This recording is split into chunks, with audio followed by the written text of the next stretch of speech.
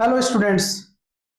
कैसे हैं आप सभी? आप सभी का तहे दिल से स्वागत है आपके अपने परिवार नेविगेट प्राइम के इस यूट्यूब चैनल पर। My name is Rakesh. तो आज हमारा जो टॉपिक होने वाला है दोस्तों, वो एमपी सब इंजीनियर के बारे में, जो 2022 में पेपर हुआ था उसके रिगार्डिंग है। 2022 में जैसा कि आप सभी को पता हुआ है, ईएसबी ने अपना थोड़ा सा जो पैटर्न है उसको चेंज किया।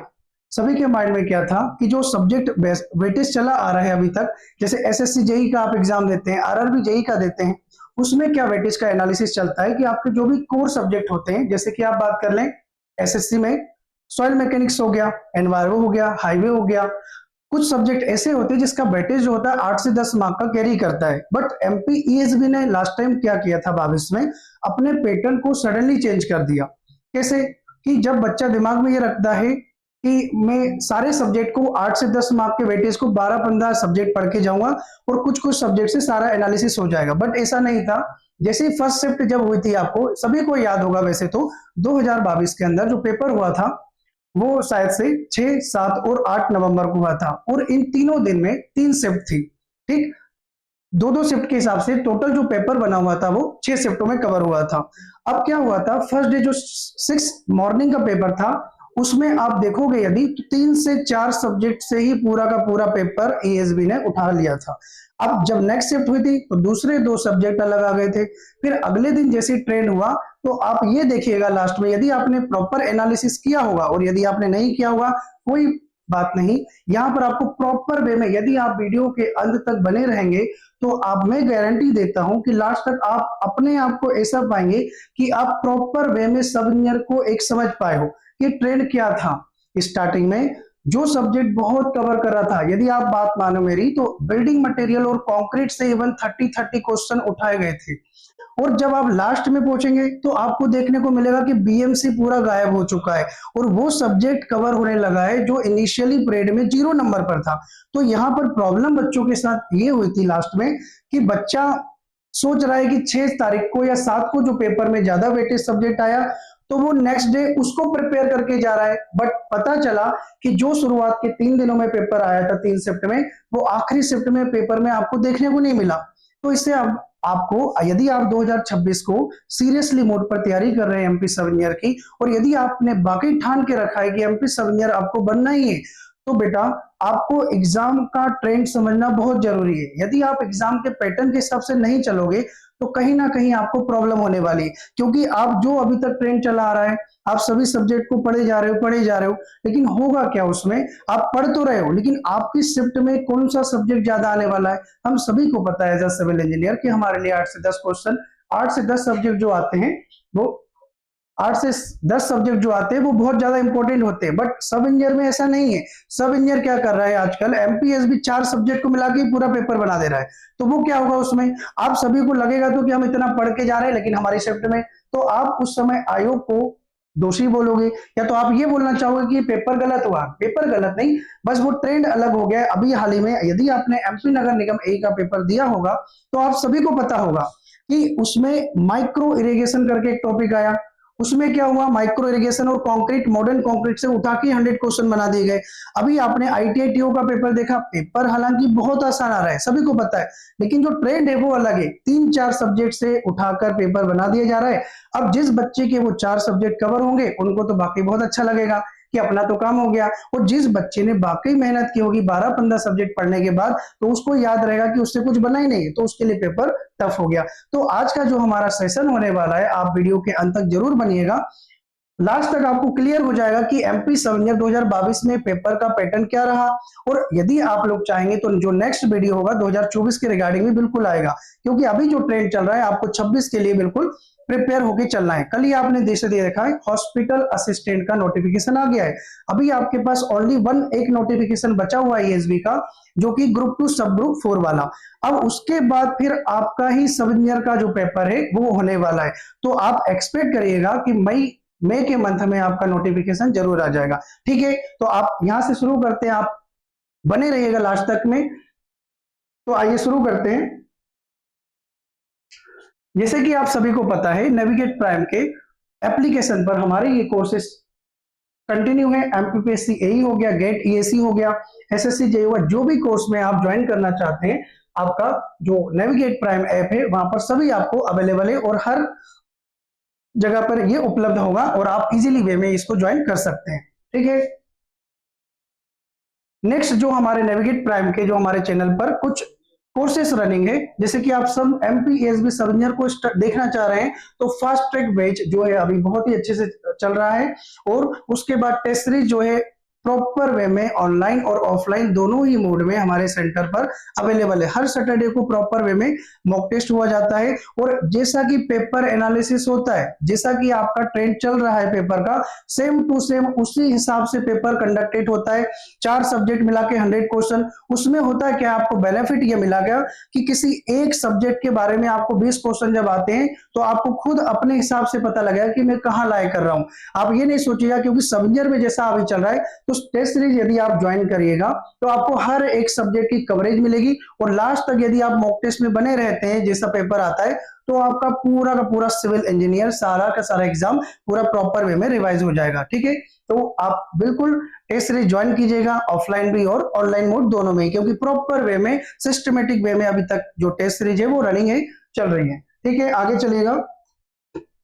ये हमारे और भी कोर्सेस है, जैसे कि आरोहण बैच जो चल रहा है, प्रतिष्ठा बैच चल रहा है एमपी सब इंजीनियर के रिगार्डिंग, बिल्कुल आप ज्वाइन कर सकते हैं। और इसके अंदर यदि आप एप्लीकेशन ज्वाइन करते हैं तो प्रॉपर वे में एक सिस्टमेटिक वे में आपकी स्टडी होगी, और लास्ट तक आते आते आपका पूरा सिलेबस प्रॉपर वे में एंड हो जाएगा। ठीक है,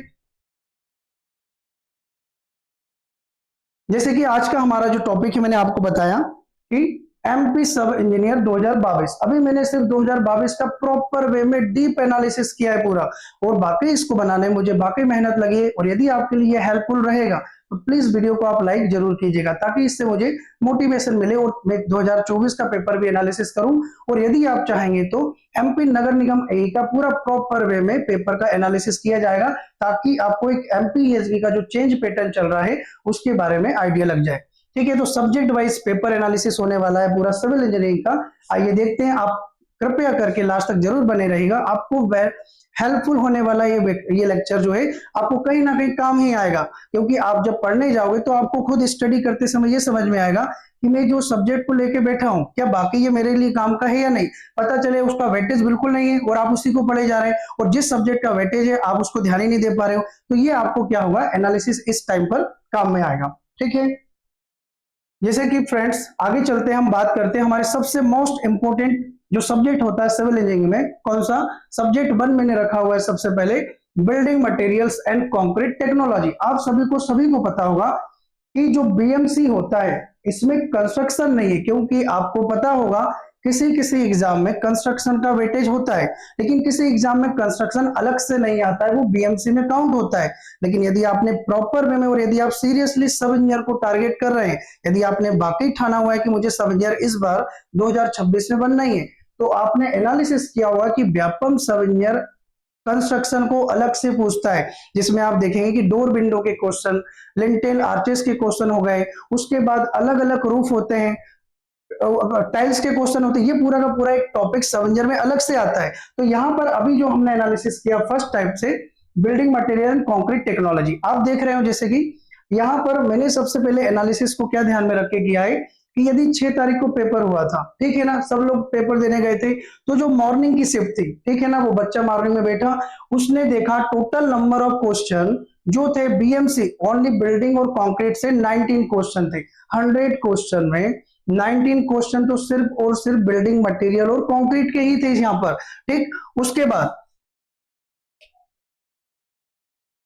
यदि आप देखेंगे कि जब इवनिंग का पेपर हुआ सेकंड शिफ्ट में, उसके बाद एक पेपर हुआ था सेकंड वाला, तो वहां पर भी सेम टू सेम वेटेज रखा गया बिल्डिंग मटेरियल का। आप लोग को देख के लग रहा होगा कि बिल्डिंग मटेरियल अपने आप में एक इंपॉर्टेंट सब्जेक्ट है। क्यों? क्योंकि जब एक ही सब्जेक्ट से बिल्डिंग मटेरियल और कंक्रीट से 20 क्वेश्चन उठाए जा रहे हैं, 20% तो एक ही सब्जेक्ट से आ गया है, ठीक है ना, तो ये हमारे लिए बहुत इंपॉर्टेंट सब्जेक्ट हो जाता है। उसके बाद जब कोई बच्चा 7 तारीख की मॉर्निंग में बैठा होगा, तो उसमें देखिएगा मॉर्निंग का पेपर था अगेन 19, 20, 18, मतलब कि अभी मैं देख पा रहा हूं कि सबसे ज्यादा यदि पेपर में पूछा गया है 20 मार्क्स का पूछा गया है, मतलब कि इंपॉर्टेंट सब्जेक्ट हो जाता है हमारे लिए। उसके बाद ऐसे ही 7 नवंबर का इवनिंग हुआ, अगेन वेटेज जो क्या था सेम, मतलब एवरेज जो है कहीं ना कहीं इक्वल चल रहा है। कोई बच्चा पेपर दिया होगा तो आप आके क्या करते हैं, डिस्कस करते हैं अपने फ्रेंड से, यार मेरी शिफ्ट में 19 नंबर आए बीएम के। तो अगले दिन बच्चा क्या बोला, नहीं बीएम पढ़ के जाइए, तो उसके शॉर्ट नोट आप रिवाइज करके जाएंगे और सिर्फ फोकस किस पे करिएगा आप, कि बिल्डिंग मटेरियल पढ़ के जाइए, बहुत आ रहा है। ठीक, उसके बाद 18, नो डाउट बिल्डिंग मटेरियल अपने आप में वाकई एक जेई लेवल के एग्जाम के लिए मोस्ट वेटेज कवर करता है। 19 आया, अब जैसे ही 8 तारीख का पेपर आया तो 8 को देखेगा 50% सीधा सीधा क्या हो गया, इसका वेटेज अपने आप ही 50% डाउन हो गया। क्या हुआ यहाँ पर देखिए 8 क्वेश्चन। अब सबसे शॉकिंग कौन होगा, कौन बच्चा होगा सबसे शॉकिंग, जो लास्ट डे लास्ट शिफ्ट में बैठा हुआ इवनिंग की। अब उसको पेपर, और आप देखोगे यदि आपने एनालिसिस किया होगा, कट ऑफ देखा होगा, तो जो 8 की इवनिंग शिफ्ट थी, या फिर तो बच्चों को पेपर बहुत टफ लगा। पेपर टफ लगने का रीजन क्या है, क्योंकि वो बच्चा तो दिमाग में क्या रख कर चल रहा था कि बीएम बहुत आ रहा है, और जब वो इस पेपर में बैठा ना तो उसको बिल्डिंग मटेरियल के एक भी क्वेश्चन देखने को नहीं मिले। क्या यहाँ पर ओनली 0 क्वेश्चन, वो पूरा बिल्डिंग मटेरियल के टॉपिक जो कि आप पढ़ते हो ना, कौन कौन से, ब्रिक हो गया, सीमेंट हो गया, लाइम कंक्रीट हो गया, उसके बाद टिम्बर हो गया। जब वो एक क्वेश्चन को सर्च कर रहा था तो उसे पेपर में क्वेश्चन ही देखने को नहीं मिले। क्या हुआ यहाँ पर, वो शॉक्ड, तो वो ये बोलेगा कि मेरी शिफ्ट सबसे टफ थी, यदि वो ये पढ़ के गया होगा। तो यदि मैंने ऐसा एनालिसिस किया है यहाँ पर कि एवरेज क्वेश्चन जो व्यापम सब इंजीनियर 2022 में आए हुए थे वो 14 नंबर का पेपर, यदि आप इसको देखेंगे तो ये अपने आप में इंपॉर्टेंट सब्जेक्ट बन जाता है। ये मैंने एवरेज जो निकाला है ओनली 6 शिफ्ट का निकाला है, मतलब जो मॉर्निंग इवनिंग की 3 दिन जो पेपर हुआ था उनको ध्यान में रख के मैंने निकाला हुआ, ठीक है ना। तो सबसे मोस्ट इंपोर्टेंट यदि आपका सब्जेक्ट एक बन जाता है, जब भी आप स्टडी करिएगा तो आपके माइंड में एक होना चाहिए कि ये जो building material and concrete technology है ये आपका किसी भी हालत में छूटना नहीं चाहिए। क्यों, क्योंकि आपको नहीं पता कि आपकी शिफ्ट कौन सी होने वाली है। आपको ये नहीं पता है कि जब आप पेपर में बैठेंगे तो आपको बिल्डिंग मटेरियल आ जाए, कंक्रीट टेक्नोलॉजी आ जाए, क्योंकि वेटेज कवर कर रहा है, इंपॉर्टेंट सब्जेक्ट नहीं होता। तो आप देखिएगा 20 क्वेश्चन मेजर मैंने यहां से उठाए, मतलब एनालिसिस करने के बाद ये पता चला है कि 20 क्वेश्चन एक सब्जेक्ट से बन सकते हैं। इसको पढ़ने में मुझे नहीं लगता कि आप जब रिवाइज करते हो 2 से 3 दिन, ज्यादा 2 दिन में आप 20 नंबर कवर कर चुके हो। कभी कभी क्या होता है आप सिर्फ पढ़े जा रहे हो पढ़े जा रहे हो, आपको ये नहीं पता है कि भाई वो सब्जेक्ट कवर कितना वेटेज कर रहा है, ठीक है ना। तो मुझे लग रहा है कि आपको यहां से एक अंदाजा लग चुका है कि हमारा जो लेक्चर होने वाला है, हमारा जो सेशन होने वाला किस बारे में। क्योंकि पढ़ना एक अलग चीज है, लेकिन क्या पढ़ना है और क्या नहीं पढ़ना ये उससे बड़ी बात होती है। क्योंकि आप सबको सिलेक्शन सभी को लेना है, लेकिन जब आप पेपर में बैठोगे ना वो 3 घंटे ही आपके इंपॉर्टेंट होने वाले, और वो 3 घंटे के लिए जो अभी से मेहनत चल रही ना 1.5-2 महीने उसी पर काम करना है। तो इसी सबको ध्यान में रखे हो मैंने ये लेक्चर या फिर सेशन लेकर आया, ठीक है। तो आप सभी को बता दूं कि building material and concrete technology से कहीं ना कहीं एवरेज क्वेश्चन 14 बनते, मतलब कि आपका ये इंपॉर्टेंट सब्जेक्ट होने वाला है, ठीक है। तो आगे चलिए, यदि आपको ठीक लग रहा हो तो आप इस वीडियो को लाइक जरूर कीजिएगा, क्योंकि इस पूरे डिटेल एनालिसिस में, और मैंने देखा है कि अभी तक कहीं पर भी पूरे यूट्यूब पर इस टाइप का कंटेंट कहीं पर प्रोवाइड नहीं किया हुआ है। क्यों, क्योंकि आप एवरेज तो बना देंगे, लेकिन एवरेज किस एग्जाम का है, एसएससी का है, गेट का है, ईएसी का है, आरआरबी जेई का है, या फिर अदर स्टेट जेई एग्जाम है। लेकिन आप यदि एग्जाम सब इंजीनियर को टारगेट कर रहे हो तो आपके पास प्रॉपर सब इंजीनियर का होना चाहिए, क्योंकि ये जो पेपर होता है अनएक्सपेक्टेड थोड़ा होता है, ठीक है ना। तो आगे चलते हैं, अभी देखते हैं कि सेकंड नंबर का जो आपका सब्जेक्ट होने वाला है वो कौन सा होने वाला है। यदि मैं बात करूं सर्वेइंग, आप सभी को जैसे कि पता होगा जितने भी एई जेई और एग्जाम होती है सर्वेइंग का वेटेज हमेशा बहुत ज्यादा होता है, ठीक। अभी यहां पर आप सब इंजीनियर का पेपर देखेंगे, 6 की जो मॉर्निंग शिफ्ट हुई थी, अगेन 90 नंबर का पेपर। बताइए 19 क्वेश्चन जो आए थे अकेले सर्वे ने कवर किया था, 19 क्वेश्चन। अभी मैं आपको बता दूं, जहां तक मुझे याद आ रहा है कि 19 तारीख की 6 नवंबर की जो मॉर्निंग शिफ्ट हुई थी, इसमें भी जो टॉपिक कवर किए गए थे, यदि आपको मैं बताऊं टॉपिक जो कवर किया गया था, एक तो आपका था सेक्सटेंट, इसी से मिलाकर आपके 6-7 क्वेश्चन बन गए थे, और दूसरा जो टॉपिक कवर हुआ था टोटल स्टेशन, जो कि बच्चा जनरली स्टडी के टाइम पर ध्यान नहीं देता है। टोटल स्टेशन के बारे में आप सभी को सिर्फ इतना पता होता है कि ये क्या मेजर करता है, हॉरिजॉन्टल एंड वर्टिकल। यदि आप इसके डीप में एनालिसिस करेंगे तो वहां से क्वेश्चन उठाए गए थे टोटल स्टेशन सेक्शन से मिला के। और एक और टॉपिक जहां तक मुझे याद आ रहा है वो टॉपिक था फोटोग्रामेट्रिक सर्विंग, जिसमें आप फोटोग्राफ के बारे में पढ़ते हो। तो वहां से क्वेश्चन, अब ये जो तीनों टॉपिक है इनमें कहीं भी आपको क्या देखने को नहीं मिल रहा है, नहीं आपको कंपास सर्वे, ना प्लेन टेबल सर्वे, नहीं आपको ओरिएंटेशन के बारे में जो बेसिक बेसिक चीजें हम जनरली पढ़ते हैं, ये टॉपिक से मिला के 19 क्वेश्चन इस शिफ्ट में आए थे। आप देखिएगा यदि एनालिसिस करेगा, और प्रीवियस ईयर क्वेश्चन को आप बिल्कुल जरूर ध्यान में रखिएगा, ठीक है ना। तो सर्वे अगेन इवनिंग जो शिफ्ट हुई उसमें 20 क्वेश्चन मैंने हाईलाइट किया हुआ इसको। सबसे ज्यादा यदि सर्वे पूछा गया अगेन 20 क्वेश्चन, तो आपको लग रहा होगा कि आप हमारे लिए जो सब्जेक्ट है ये भी मोस्ट इंपॉर्टेंट हो जाता है। तो सब्जेक्ट जो सर्वेइंग होता है ये भी आपकी जो है लिस्ट में टॉप पर होना चाहिए। जब भी आप स्टडी करने बैठो, बिल्डिंग मटेरियल कंक्रीट हो गया, सेकंड नंबर आपका टारगेट होना चाहिए सर्वे। एनी हाउ ये नहीं सोचिएगा कि स्टार्टिंग के 4-5 चैप्टर पढ़ लिया आपने सर्वे हो गया, नहीं, आपको लास्ट तक जाना है, जहां तक आप जो फोटोग्रामेट्रिक सर्विंग पढ़ते हो या फिर जो एस्ट्रोनॉमिकल सर्विंग पढ़ते हो, एजीमथ वगैरह उसके बारे में, सेलेस्टियल बॉडी के बारे में पढ़ते हैं ना, लास्ट तक जाना है, तब आपको फील आएगा कि मैंने वाकई 20 क्वेश्चन का कवर किया है। यदि आप स्टार्टिंग के 4 चैप्टर को ही पढ़ोगे तो आप 4-5 क्वेश्चन कवर कर पा रहे हो, लेकिन आपका सिलेक्शन जो है यदि 1 या 2 मार्क्स से रुक गया तो वो आपका सपना जो है ना पीछे चला जाएगा, आपकी मंजिल जो है आपको नहीं मिल पाएगी। इसीलिए आप प्रॉपर वे में पूरा सिलेबस, एक सब्जेक्ट उठाइए शुरू से लास्ट तक उसको पढ़िए प्रॉपर वे में। तो ये सर्विंग आप देखोगे अगेन 18 क्वेश्चन, 19 क्वेश्चन। अब उसके बाद देखो सेम टू सेम यहाँ किसके, बिल्डिंग मटेरियल के जैसा हो रहा है। यहाँ पर वहां शुरू की 4 शिफ्ट में बिल्डिंग मटेरियल ज्यादा था, कंक्रीट ज्यादा था, स्टार्टिंग की 4 शिफ्ट में यहाँ पर भी आपका सर्वे का वेटेज क्या है, ज्यादा है। अगेन ये अपने आप में भी 50-60% क्या हो गया, डाउन हो गया। उसके बाद आप देखोगे सेम टू सेम कैसा हो रहा है, बिल्डिंग मटेरियल जैसे लास्ट की शिफ्ट में कोई बच्चा बैठा होगा और उसके लिए सर्वे बहुत इंपॉर्टेंट था, उसको पता है सर्वे तो बहुत आता है, आखिरी 8 तारीख की जब वो इवनिंग शिफ्ट में बैठा होगा तो उसको ना तो कोई सर्वे का क्वेश्चन दिखा है, ना ही उसको बिल्डिंग मटेरियल और कंक्रीट देखने को मिला है। जो कवर कर रहा था 40-40 क्वेश्चन एक प्रीवियस शिफ्ट में, वो आके एकदम कहां हो गया, जीरो में। तो 8 की शिफ्ट तभी आप देखिएगा तो बहुत कम एवरेज आया था और टफ शिफ्ट में मानी गई थी उसको।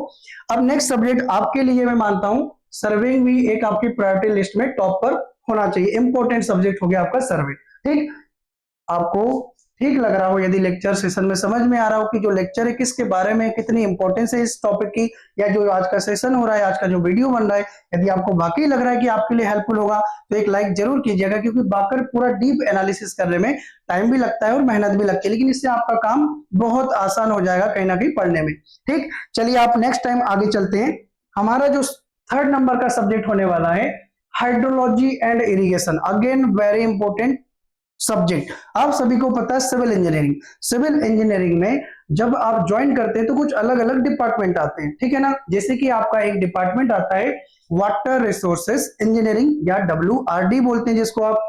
तो जब आप इसमें आप ज्वाइन करते हैं तो सबसे पहली बात तो भाई आपको क्या हो, हाइड्रोलॉजी एंड इरिगेशन के बारे में, केनाल के बारे में, डैम के बारे में, वियर बैराज के बारे में प्रॉपर वे में पता होना चाहिए। अब आपकी पोस्टिंग सपोज हो गई कहां पर, डैम में, नर्मदा वैली प्रोजेक्ट में आपको पोस्टिंग दे दी गई। अब आपको यदि इस सब्जेक्ट के बारे में डीप नॉलेज ही नहीं होगा तो आप क्या काम करवा पाएंगे, आप नहीं करवा पाएंगे। तो इसीलिए इसका वेटेज भी हमारे अभी डे बाय डे इंक्रीजिंग होता जा रहा है। सब इंजीनियर में आप देखिएगा कि इस सब्जेक्ट का इंपॉर्टेंस कितना था।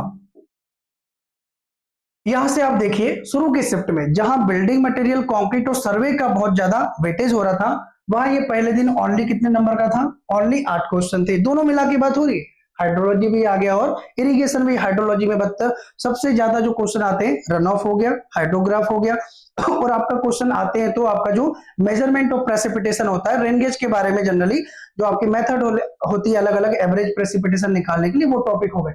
इरिगेशन में जो मेजर टॉपिक कवर करता है वाटर रिक्वायरमेंट ऑफ क्रॉप को करता है, canal head work, canal regulation work, सबसे ज्यादा ऑगी फॉल वगैरह आते हैं इसी में। तो ये 8 क्वेश्चन ओनली पूछे गए। अगले दिन कोई बच्चा पेपर देने गया होगा तो उसको थोड़ा सा बढ़ के मिला कितना, 11 क्वेश्चन। थर्ड डे जब गया, जब कहीं ना कहीं आपका बिल्डिंग मटेरियल और कंक्रीट और सर्वे धीरे धीरे डाउन हो रहा था, तो वहां पर इरिगेशन आपका क्या हो रहा था, बढ़ते चला जा रहा था। कितना, 19 क्वेश्चन। और आप 4th डे में देखिएगा तो 20 क्वेश्चन, जो कि सबसे ज्यादा मार्क किए। मतलब आपको यहां से सब्जेक्ट की इंपॉर्टेंस क्या पता चल रही कि हाइड्रोलॉजी एंड इरिगेशन भी हमारे लिए कहीं ना कहीं एक इंपॉर्टेंट सब्जेक्ट होता है। जिस सब्जेक्ट से 20 क्वेश्चन कोई एग्जाम पूछ रहा है, मतलब उसमें कंटेंट है, कंटेंट है तभी 20 क्वेश्चन बने। चैप्टर है, बाकी आप हाइड्रोलॉजी को पढ़ोगे 4-5 चैप्टर उसमें आते हैं, इरिगेशन के अंदर 7-8 चैप्टर आते हैं, सबको मिलाओगे तो 20 क्वेश्चन। और जो पेपर का लेवल यदि आप देखेंगे सवेंजर में, पेपर का लेवल बहुत आसान था, पेपर का लेवल हाई नहीं था, बस आपका वो सब्जेक्ट एक बार पढ़ा हुआ होना चाहिए। मतलब बहुत ऊपर ऊपर के क्वेश्चन आते हैं जनरली, ऐसा नहीं कि आपको एकदम ऐसा क्वेश्चन आ जाए जिसके बारे में आपने कभी नहीं सुना है, बट आपको उस सब्जेक्ट को स्टार्टिंग से लास्ट तक एक बार देखना है। आपने पढ़ा है, उसको प्रॉपर वे में पढ़ा है, पेपर में 4 ऑप्शन आते हैं, अपने आप क्लिक होगा, बट शर्त है कि आपने उस सब्जेक्ट को शुरू से first chapter two last chapter तक गया होना चाहिए। अब वाटर लॉगिंग आखिरी आता है, कोई बच्चा वाटर लॉगिंग नहीं पढ़ा, अब वाटर लॉगिंग से क्वेश्चन दे दिए, या फिर आपके केनाल से पूरे क्वेश्चन आ गए। अभी आपने शायद से नगर निगम ए का क्वेश्चन पेपर दिया होगा, शायद नहीं भी दिया हो, लेकिन मैं आपको बता दूं एमपीईएसबी का जो हाल ही में अभी शायद से जनवरी के एंड में पेपर हुआ था, पेपर में क्या था, इरिगेशन। आप मानोगे पेपर के अंदर माइक्रो इरिगेशन, एक ही टॉपिक को पकड़ा उन्होंने, माइक्रो इरिगेशन, इसी टॉपिक से बना के उन्होंने इतने क्वेश्चन बना दिए थे। और एक टॉपिक था कंक्रीट का, मॉडर्न कंक्रीट वाला, है ना, उसी से मिला के पूरा पेपर, आपको ये लगा कि 3 टॉपिक से ही पूरा पेपर चल रहा है। तो अभी भविष्य में आपको 26 में जब आप पेपर देने जाओगे तो हर एक टॉपिक के बारे में आपको भले थोड़ा ही पता क्यों ना हो, क्योंकि ऑप्शन देख के एक आइडिया लग जाता है, लेकिन आपको प्रॉपर वे में सब्जेक्ट पढ़ा तो होना चाहिए ना। तो बात ये है कि आपका जो थर्ड सब्जेक्ट होने वाला है हाइड्रोलॉजी एंड इरिगेशन, ये भी हमारे लिए एक लिस्ट में टॉप पर आएगा, क्योंकि जिस टॉपिक से मैक्सिमम 20 क्वेश्चन उठ के आ रहे हैं, मतलब कि वो क्वेश्चन, वो जो सब्जेक्ट है आपका कहीं ना कहीं इंपॉर्टेंट वेटेज कवर कर रहा है, ठीक है ना। आइए इसी के आगे चलते हैं, 4th नंबर का हमारा कौन सा सब्जेक्ट होने वाला है। 4th नंबर जो होने वाला है reinforcement cement concrete, RCC. Structure में कहीं ना कहीं जो एक सब्जेक्ट ज्यादा आता है या ज्यादा पूछा जाता है आपकी स्टेट जेईई एग्जाम में, वो आरसीसी होता है। ना सोम का वेटेज ज्यादा होता है, ना ही आपका टॉस का वेटेज ज्यादा होता है। यदि स्टिल भी आता है, कम आता है, इसमें आया हुआ है लेकिन बहुत कम था।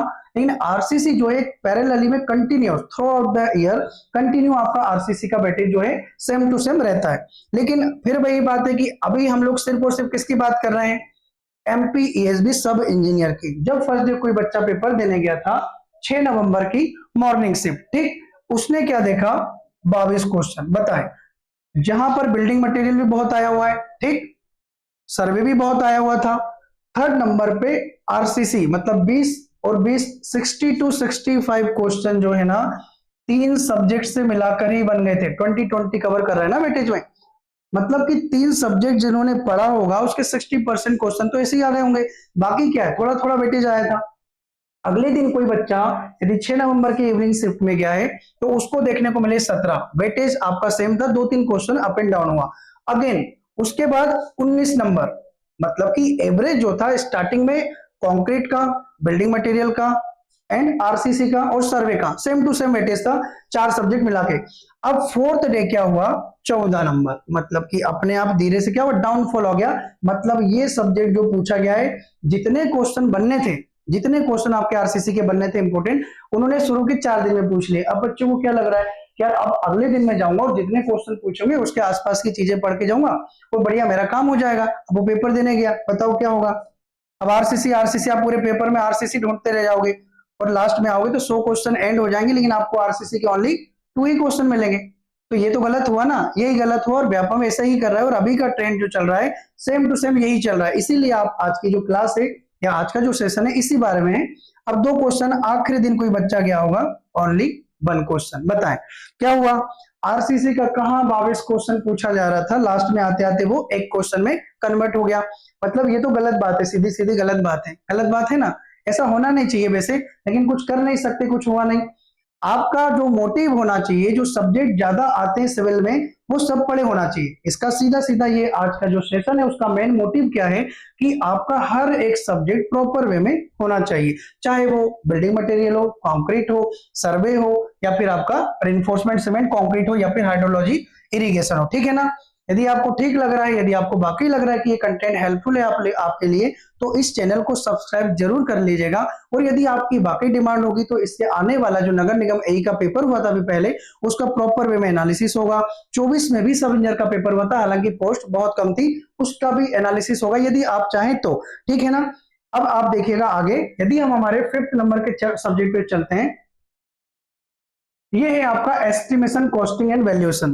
तो भाई ये जो सब्जेक्ट होता है बहुत बढ़िया होता है। इसमें क्या होता है, पढ़ना बहुत कम होता है लेकिन ये आपको नंबर बहुत ज्यादा दे जाता है। अभी आप लोगों ने एस्टिमेशन कॉस्टिंग देखा होगा, 3 या 4 चैप्टर होते हैं, उसमें से भी 2 चैप्टर ही होते हैं जिसमें मैक्सिमम डेटा रहता है।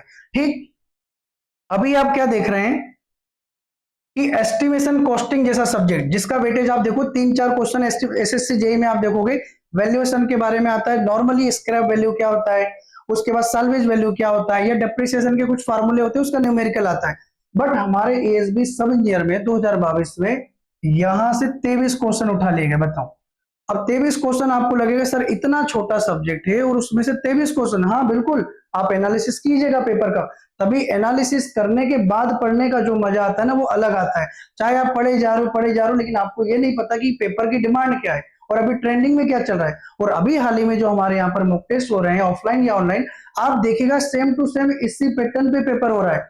अभी किसी दिन एफएम बहुत ज्यादा आ जाएगा, किसी दिन हाईवे आएगा, सेम टू सेम इसी को ध्यान में। उससे क्या होगा आपको, और अभी ज्वाइन करना होगा। क्यों ज्वाइन करना होगा, आप नोटिफिकेशन आने के बाद आपको कुछ समझ नहीं आया कि अभी मॉक टेस्ट दें, रिवाइज करें, थ्योरी पढ़ें, नोट्स पढ़ें, लेकिन अभी आप मॉक टेस्ट दोगे मतलब कि आपका civil engineering subject wise 20 question आप 100 क्वेश्चन तो एक हर सैटरडे करते जा रहे हो या ऑनलाइन में कर रहे हो। पेपर जून जुलाई तक जब तक आएगा उसके बाद कहीं ना कहीं आपका पूरा सिविल इंजीनियरिंग का जो सिलेबस है ना वो कवर हो चुका होगा। और मॉक टेस्ट तो बहुत जरूरी है, आप सभी को जैसे पता है, क्योंकि आप कितना ही पढ़ ले जब तक आप प्रैक्टिस नहीं करोगे आपको आइडिया नहीं होगा। क्योंकि आप थ्योरी में जो पढ़ रहे हो उसको क्वेश्चन वे में जब गलत करोगे तब याद ज्यादा होगा, बजाय आप थ्योरी पढ़े जा रहे हो कोई सेंस नहीं होगा इसका। थ्योरी पढ़ना भी जरूरी है क्योंकि सिर्फ क्वेश्चन करोगे उसमें क्या होगा, आपका कॉन्सेप्ट नहीं बिल्डअप होगा। और कॉन्सेप्ट बिल्डअप करने के लिए आपने जैसा भी कोर्स में देखा हुआ है प्रॉपर वे में सिस्टमेटिक में एकदम स्टार्टिंग टू हायर लेवल, मतलब low level to higher level आप जाएंगे तो पूरा सिलेबस प्रॉपर वे में फिनिश हो रहा है एप्लीकेशन पर, नेविगेट प्राइम पर। ठीक है ना, अब उसके बाद देखिएगा अभी ये 12 नंबर, ठीक, उसके बाद 10। अब लास्ट में अभी आप देखोगे 21 क्वेश्चन, मतलब जो 7 तारीख की सेकेंड शिफ्ट थी उसमें मैक्सिमम क्वेश्चन एस्टिमेशन कॉस्टिंग देख लीजिएगा, ठीक, बिल्डिंग मटेरियल कंक्रीट देख लीजिएगा, आरसीसी हो गया, हाइड्रोलॉजी इरिगेशन, मतलब यहां पर मैक्सिमम क्वेश्चन आपने को देखने को मिलेंगे। उसके बाद फिर वही कहानी स्टार्ट हुई यहां पर भी, लेकिन आपने एस्टिमेशन को देखा कहीं ना कहीं एवरेज नंबर जो है ना कवर करते जा रहा है। और लास्ट में आप देखोगे तो 4 क्वेश्चन बहुत ही कम। और यहां पर मैंने उस सब्जेक्ट के प्रॉपर वे में जो 6 शिफ्ट में क्वेश्चन आए थे ना उनका एवरेज भी दे के रखा हुआ है। उसी बेसिस पर मैं आपको बता रहा हूं कि जो ये क्वेश्चन का ट्रेंड है, आपको ये सब्जेक्ट जो है ना इंपॉर्टेंट की कैटेगरी में किसे पता लगेगा, ये एवरेज देखकर, कि मतलब इस व्यापम सब इंजीनियर 2022 के पेपर में कहीं ना कहीं 14 से 15 क्वेश्चन आए हैं तो आपका इंपॉर्टेंट सब्जेक्ट हो जाता है। तो मेरे लिए तो ये, यदि मैं पढ़ाई स्टडी करने बैठता हूं तो ये भी आपका इंपॉर्टेंट, और ये बहुत आसान है क्योंकि बहुत कम समय लगता है पढ़ने में और इससे आउटपुट बहुत ज्यादा मिल जाता है। कभी कभी कोई सब्जेक्ट होता है एनवायरमेंटल 1, एनवायरमेंट 2, सॉइल मैकेनिक्स बहुत बड़ा सब्जेक्ट है, अब उसको पढ़े जा रहे हो, कहीं ना कहीं एफएम हो गया, 3 पार्ट में डिवाइड हो गया, पढ़ते जा रहे हो, कहीं ना कहीं 8 नंबर मिलेंगे। और यहाँ इतना छोटा 4 चैप्टर को पढ़ के ही आप कितना कवर करोगे, 23 मार्क्स। ठीक है ना, तो स्टडी के टाइम पर बस आपके माइंड में ये जरूर चलना चाहिए कि मुझे पढ़ना तो है बट क्या पढ़ना है और कैसे पढ़ना है। ये इस वीडियो से मुझे लगता है कि आप लोग को हेल्पफुल जरूर होगा। ठीक है ना, तो एवरेज इसका भी आपका 14 से 15 क्वेश्चन आया हुआ था। ठीक, चलिए इसी बात को आगे बढ़ाते हुए चलते हैं। नेक्स्ट आपका जो है सॉइल मैकेनिक्स, बताएं। अब जो गेट हो गया, ईएसी हो गया, या बड़ी बड़ी एग्जाम जो होती है आपकी, उसमें सॉइल मैकेनिक्स का वेटेज आप सभी को पता होगा बहुत है, क्योंकि 17-18 चैप्टर होते हैं प्रॉपर वे में, उनको आप एक एक नंबर भी दोगे तो 16-17 होगा। बट सब इंजीनियर में अभी ये देख लो लिस्ट में मैं एवरेज जो क्वेश्चन लिखे ना डिक्रीजिंग ऑर्डर में चल रहे हैं हम लोग ना, मतलब कम कम कम, लास्ट में बहुत सब्जेक्ट आएंगे जो आपको ना के बराबर देखने को मिले होंगे। तो सॉइल मैकेनिक्स जैसा जो सब्जेक्ट था उसका वेटेज कितना था, ओनली एवरेज में 9 से 10 मार्क्स आया जरूर था, ऐसा नहीं कि बिल्कुल ना पूछा हो। बट आप स्टार्टिंग में यहां देखिए क्या कहानी हो रही है इसके साथ। सॉइल मैकेनिक्स में क्या हुआ, स्टार्टिंग में आप बैठा कोई बच्चा क्या हुआ सॉइल मैकेनिक्स पढ़ के कि सॉइल बहुत आता है, कॉन्सेप्चुअल सब्जेक्ट है, प्रॉपर वे में फर्स्ट डे जो जाता है उसके साथ बहुत ज्यादा खेला हो जाता है पेपर के अंदर। ठीक, 0 क्वेश्चन पूरे पेपर में वो सॉइल मैकेनिक्स खोजता रहा लेकिन उसने एक क्वेश्चन भी देखने को नहीं मिला। अगली शिफ्ट में बच्चा गया, 0 क्वेश्चन, तीसरी शिफ्ट में सात की मॉर्निंग में भी इवन 0 क्वेश्चन आप देख पा रहे हैं। सॉइल मैकेनिक्स जैसा सब्जेक्ट, अब आप पूरा का पूरा इस पे क्या बोलोगे, एमपीईएसबी ने तो पेपर लेना ही नहीं आता है। सॉइल मैकेनिक्स जैसा सब्जेक्ट जो बीटेक में, ईएससी में, गेट में जो इतना वेटेज कवर करता है, शुरू के 3 दिन में इसका वेटेज क्या है, ना के बराबर क्या, 0। आपको क्वेश्चन ही नहीं देखने को मिलेगा। परमेबिलिटी हो, प्रॉपर्टी ऑफ सॉइल हो, कंसोलिडेशन हो, कंपैक्शन हो, फाउंडेशन है, कहाँ है क्वेश्चन, बिल्कुल क्वेश्चन नहीं। आप देखिएगा, एनालिसिस कीजिएगा।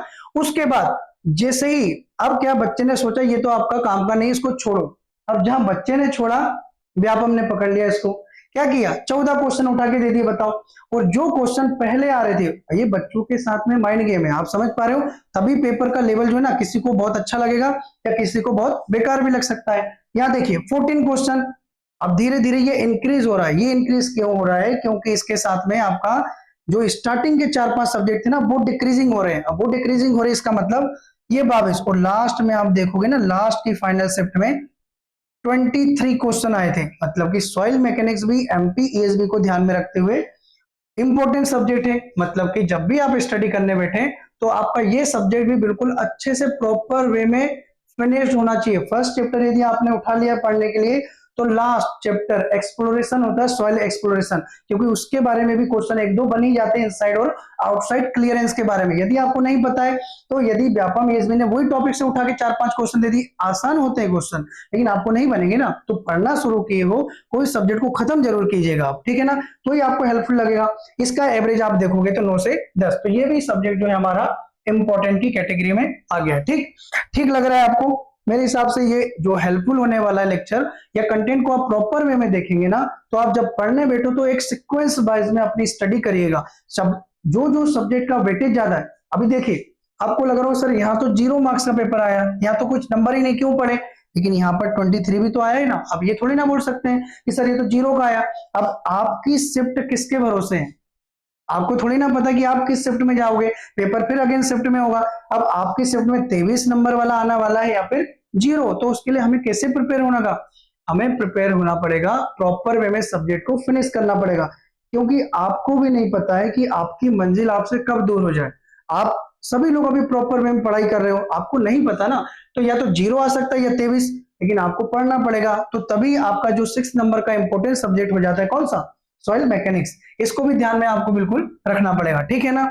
अब उसके बाद आपको क्या लग रहा है, कौन सा सब्जेक्ट बचा होगा आपका, कुछ है दिमाग में, बताओ। जो इंपॉर्टेंट सब्जेक्ट तो होता है सर, लेकिन अभी 22 के अंदर कहाँ था, 22 में तो बिल्कुल नहीं आया, बताओ, कोई लग रहा होगा आपको, नहीं।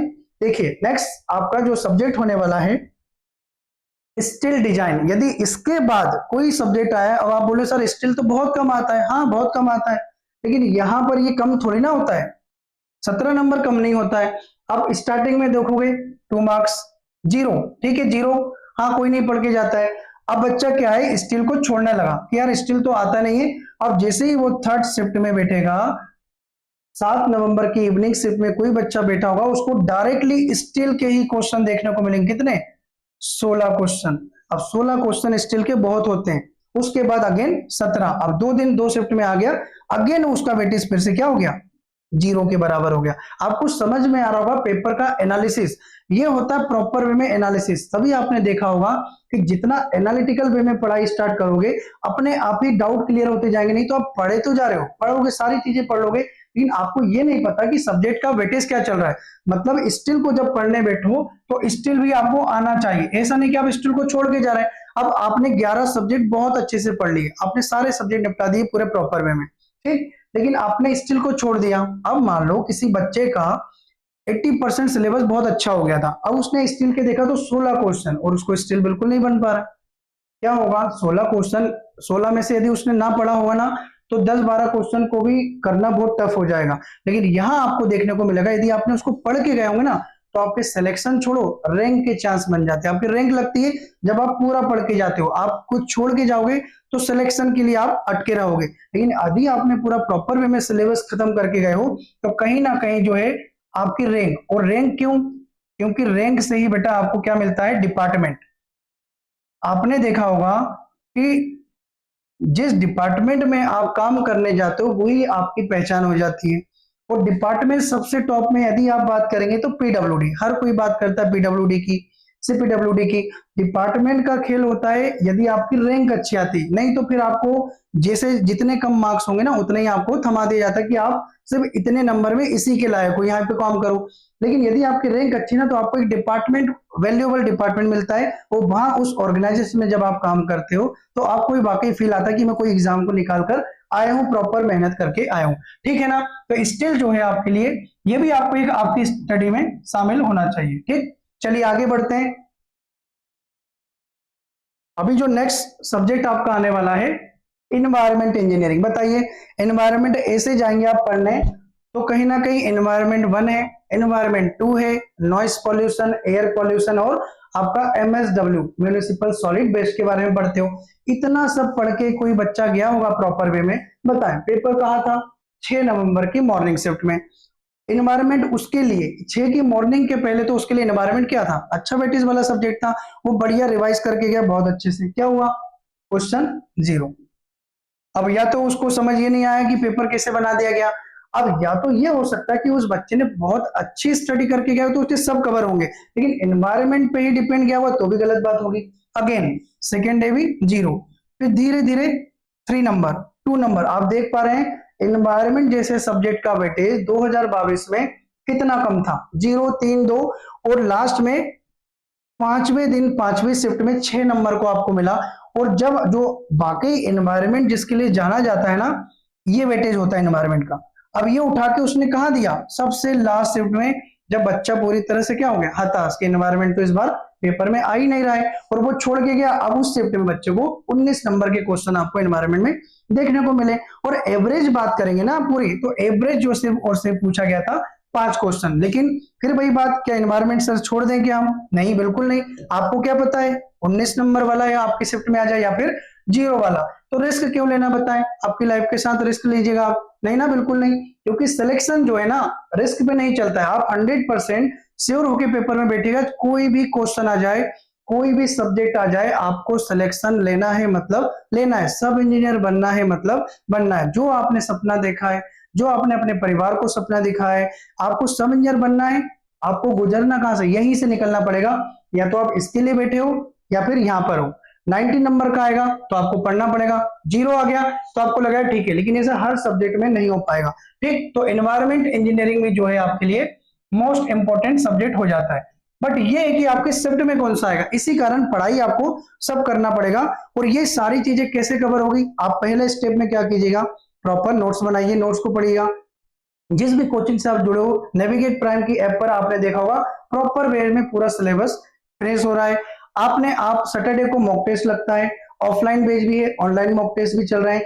अब ये जब आप मॉक टेस्ट देते चले जाएंगे 1-2 महीने, तो आपकी जो सब्जेक्ट्स यहाँ पर चल रहे हैं ना, अपने आप ही क्लियर हो जाएगा। आपको कुछ अलग से मेहनत करना नहीं पड़ेगा। उसमें क्या होगा, एनवायरमेंट आ गया, सर क्या करते हैं यहाँ पर जो भी पेपर में होता है पूरा एज इट इज पेपर जो उसको ध्यान में रखते हैं। ऐसा नहीं कि एनवायरमेंट 0 आता है, किसी टेस्ट में 0 आएगा तो किसी में क्या है 19 भी आ गया, तो आपको एक सब्जेक्ट का क्या है पूरी की तरह से नॉलेज मिल जाएगा। ठीक, चलिए आगे चलते हैं।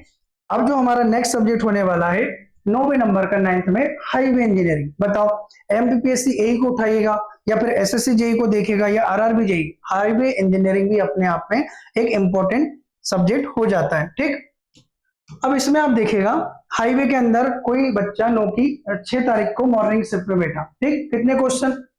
0, अगेन 0, उसके बाद भी 0 ही है, अगेन 0। आपको क्या लगेगा कि हाईवे इंपॉर्टेंस नहीं है? बिल्कुल, हाईवे का वेटेज अपने आप में ज्यादा होता है। आपको ये फील आएगा ये 16 नंबर को देख के, क्योंकि हाईवे के अंदर भी आप देखोगे तो जियोमेट्रिक डिजाइन होता है, डेवलपमेंट होता है, हाईवे प्लानिंग होता है, उसके बाद ट्रैफिक इंजीनियरिंग होता है, हाईवे पेवमेंट होता है, रिजिड फ्लेक्सिबल पेवमेंट होता है, उसके बाद कहीं ना कहीं हाईवे मटेरियल होता है। इतने सारे टॉपिक है, क्वेश्चन कितने? शुरुआत में 0। और वो सब टॉपिक का यूज कहाँ किया गया है? ये लास्ट में।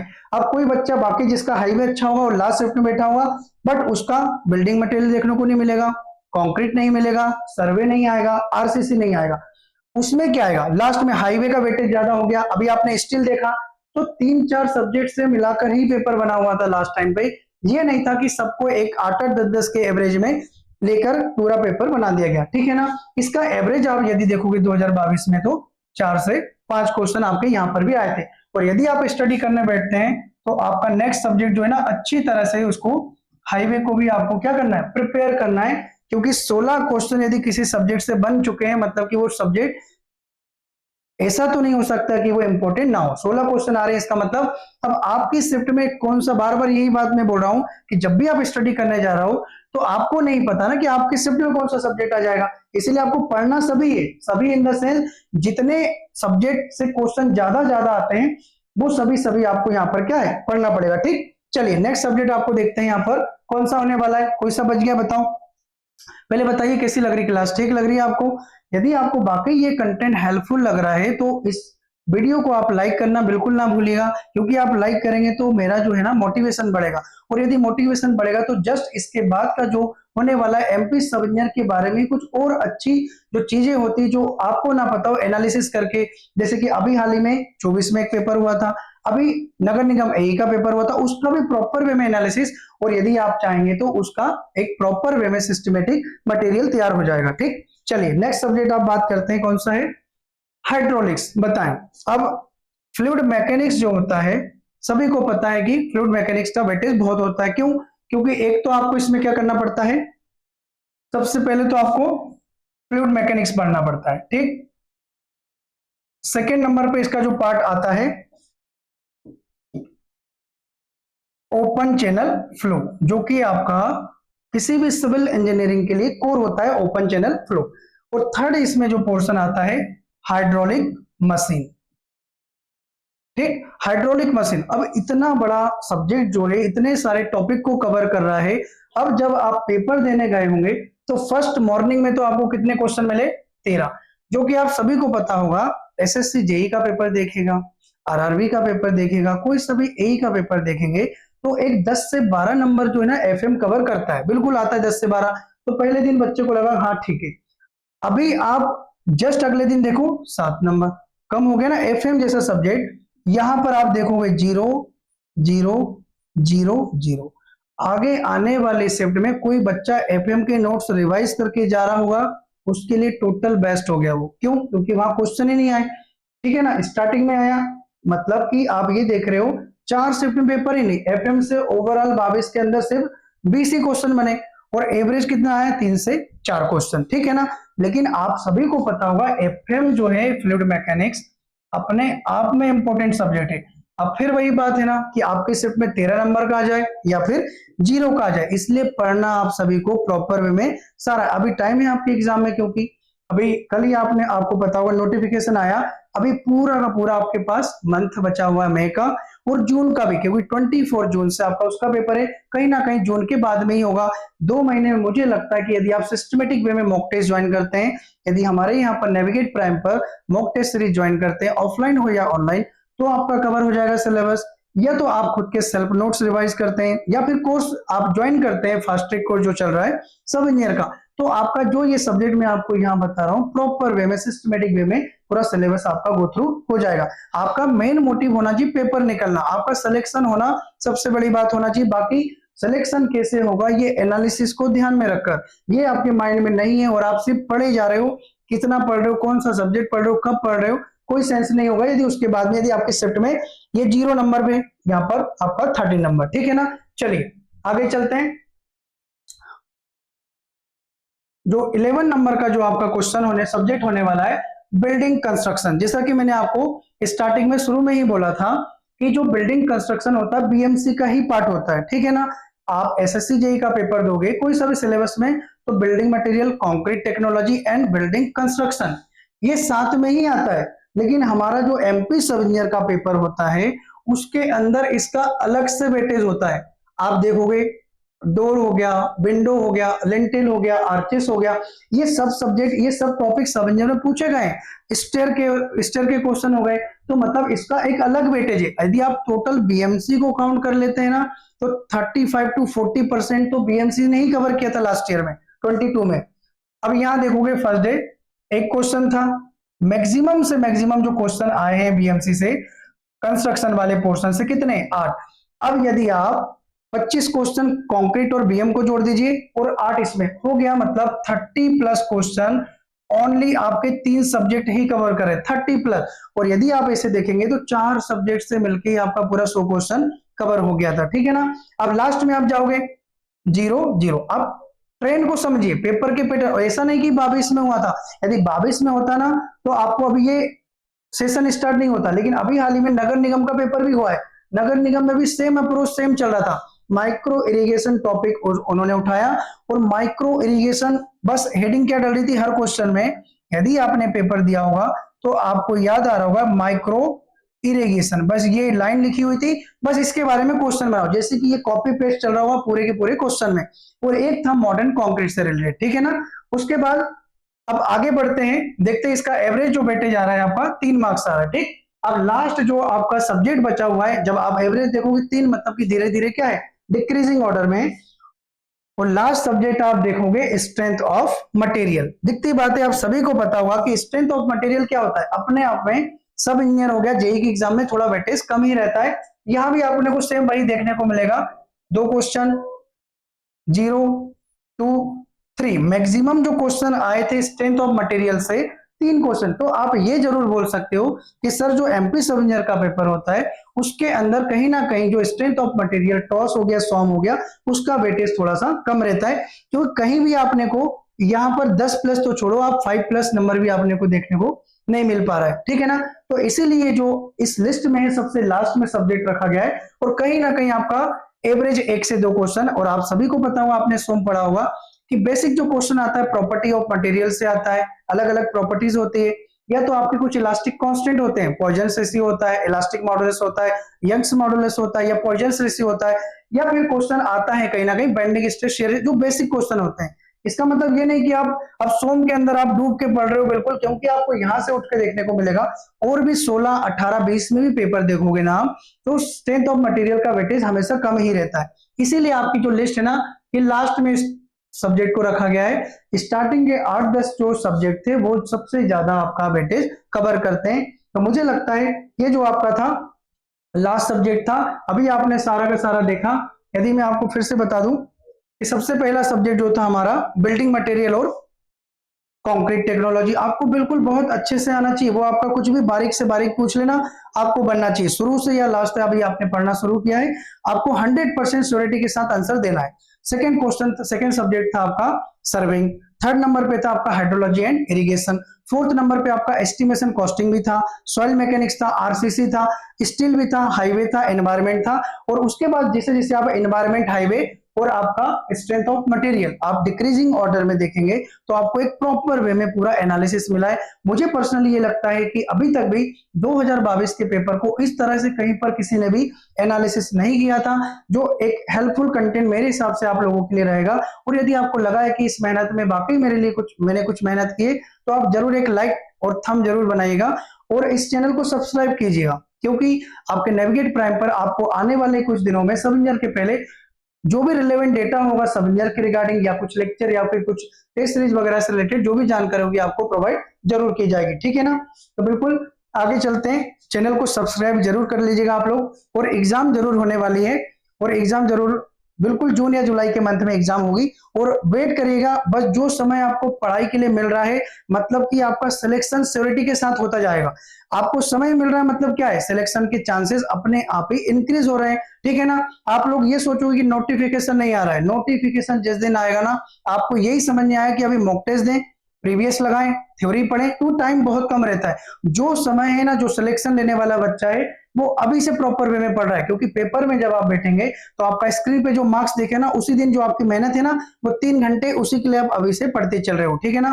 तो मैं अभी आपसे अलविदा लेना चाहूंगा, और एक लास्ट में जाते जाते एक प्रॉपर वे में एक शायरी सुनाना चाहता हूं, ताकि आपकी मंजिल और आपको एक पढ़ने का और एक और जुनून आ जाए कि अभी आप सभी लोग मेरे हिसाब से क्या है वेट कर रहे हो सब इंजीनियर का, ठीक।